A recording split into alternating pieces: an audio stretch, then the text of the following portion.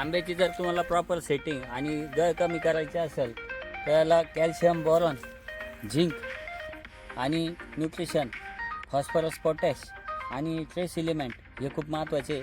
याचं कॉम्बिनेशन ठेवा, अजिबात आंब्याची गळ होणार नाही. जय श्रीराम.